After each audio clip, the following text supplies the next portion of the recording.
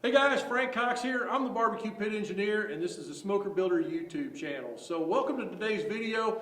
Basically what we're going to do is cut this tank up and make a firebox out of it for that 1,000-gallon build. This is part of our new series. Anyway, be right back.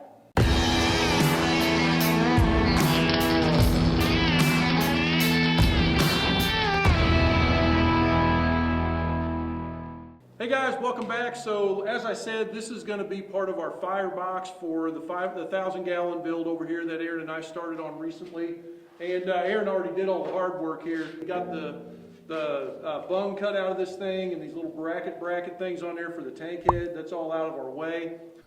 Anyway, so let's get to cutting this tank up. What do you want to do here, Aaron? You got a plan of attack?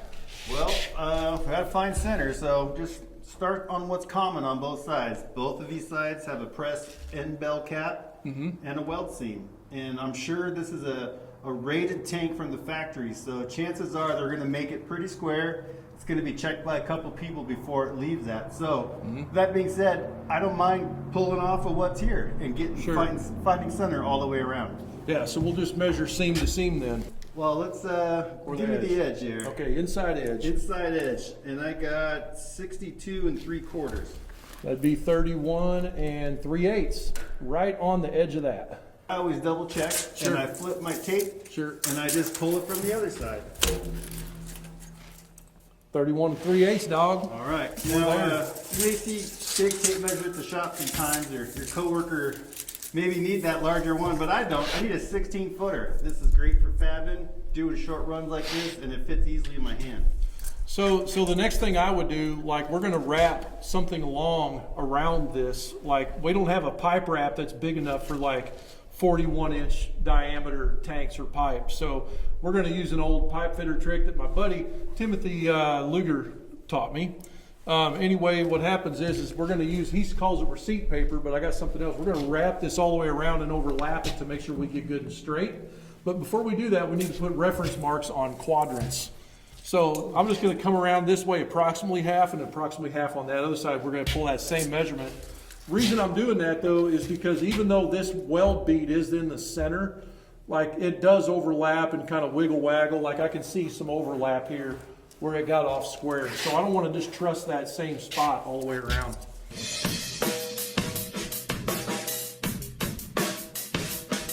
Now what? This is a set of that. This is not receipt paper. This is that, it's actually some Dymo sticker labels that don't fit our machine.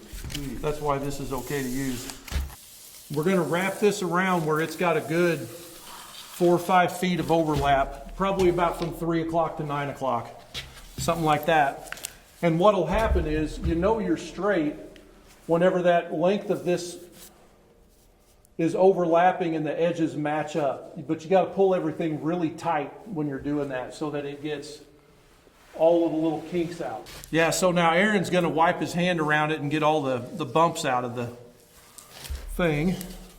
You can also use a piece of tape to help secure this if you need to. We got these little Harbor Freight magnets. Bam.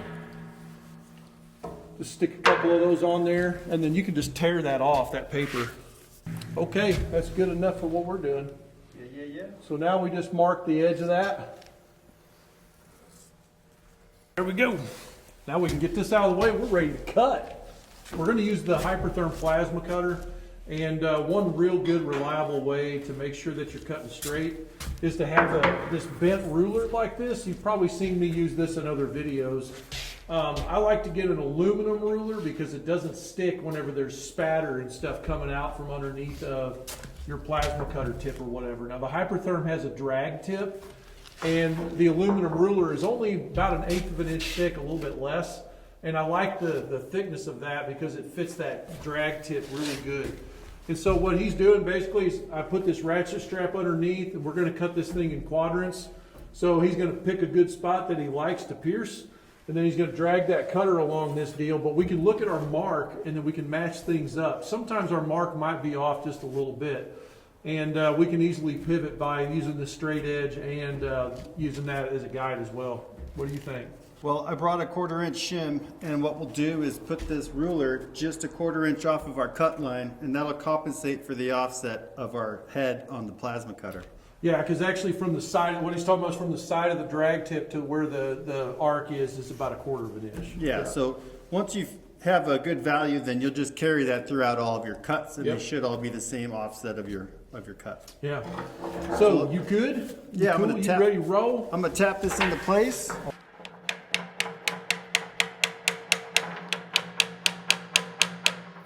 there's your quarter. We're back to the hypotherm on this one. I talk about your pierce point. We already made a large hole to get rid of that valve, so we're going to go ahead and just begin in that hole, and we don't have a pierce point. It's already open for us. Yep.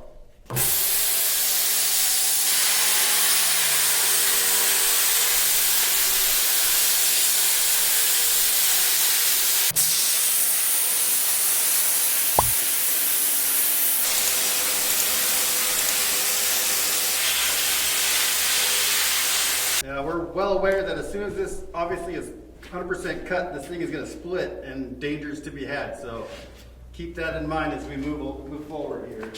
We're grounding to our already raw pork that we initially cut.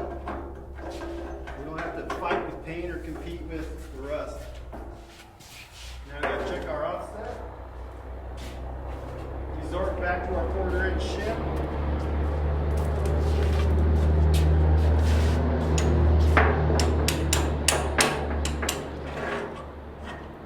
Okay, looks pretty good. Now we're taking an average over the course of this 36 inches on the ruler, and that of course will give us an average center. I said that because you don't want to trip up too much on not having that exactly on the line, because you'll be chasing that line the whole circumference of this thing. It's just not worth it.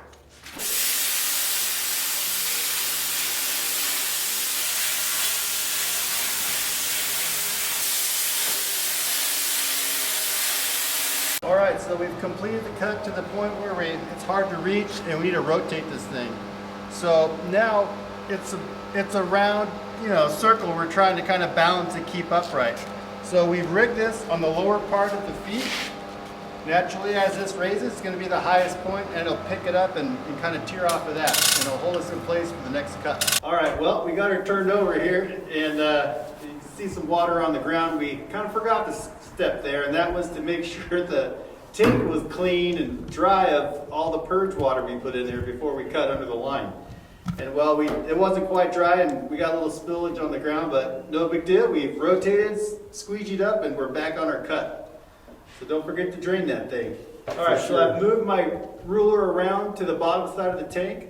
I'm setting my 1/4 inch gap again. I'm going to squinch her down and do the final cut.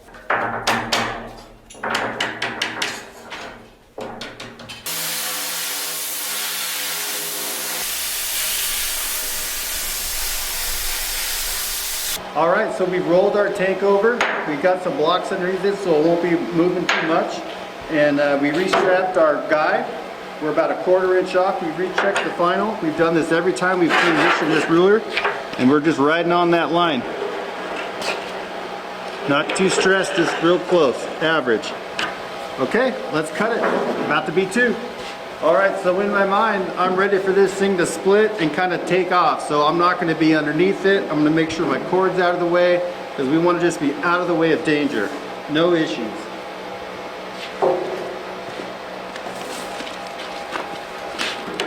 All right, here we go.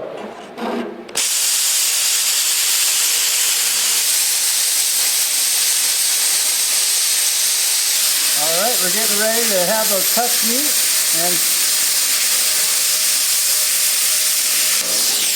pretty uneventful. I swore I cut it in half. I promised I did. Kick a block out. Yeah, you can kick a block out. There might be a little bit of dross on the inside that's holding it together, but it's easy enough just to whack that. So we can hit it with a hammer. You can get your cutoff wheel and chase this if you're not comfortable with your hammer, but I always like to hit stuff, so let's hit it. Let's hit it. There it is. I saw it move. It's indeed moved. Here we are. Add 2. Now don't get your belly in this or your pants. It's a bad day. It'll be a bad day. Yeah. Cool, man. Way to go, dude. That's It is. it. We'll save that piece for later because it needs to be fixed. You gotta fix the hole in it. So we'll build another 1,000-gallon like this.